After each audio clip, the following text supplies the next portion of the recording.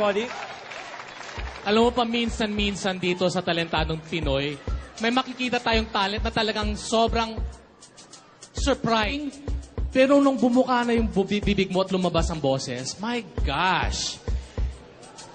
Itong bansa, halos lahat ng mga tao dito nakakakanta. Kaya alam nila pag nakakarinig sila ng boses na kakaiba. Pag nakakita ka ng raw talent at ang layo-layo ng potential, you also have to think, saan ka pupunta, and we want to see where you're gonna go. Gusto namin malaman kung saan ka pa aabot talaga. Thank you very much, Direk Cody.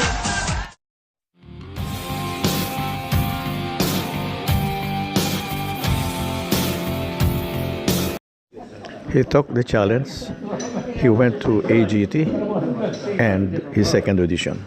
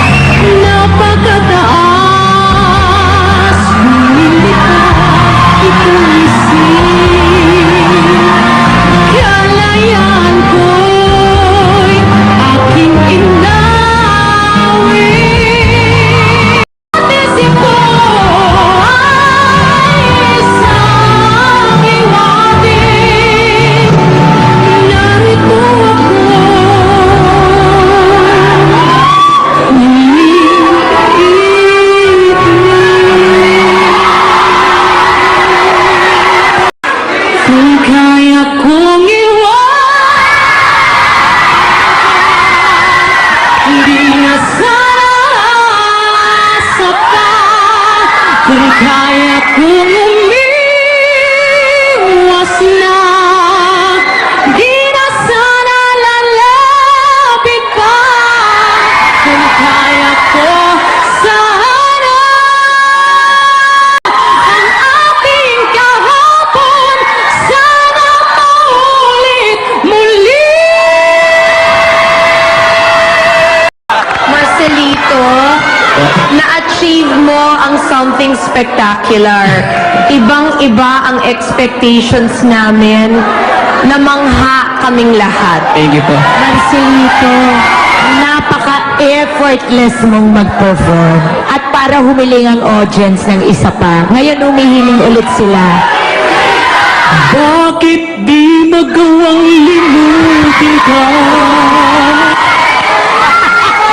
Bawat sandali, ika'y naaalala.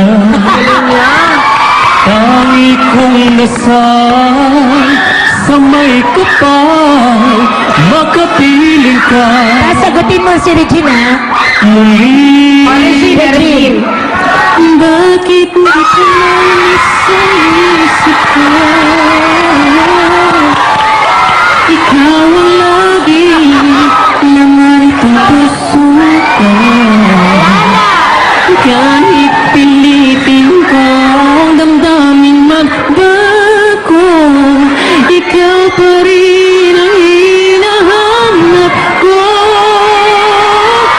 Hanggang ngayon, ikaw pa. Marcelito, pinahanga mo ang buong Pilipinas at buong mundo. Ngayon inaabangan ka sa susunod mong audition. Saan ka ba talaga aabot?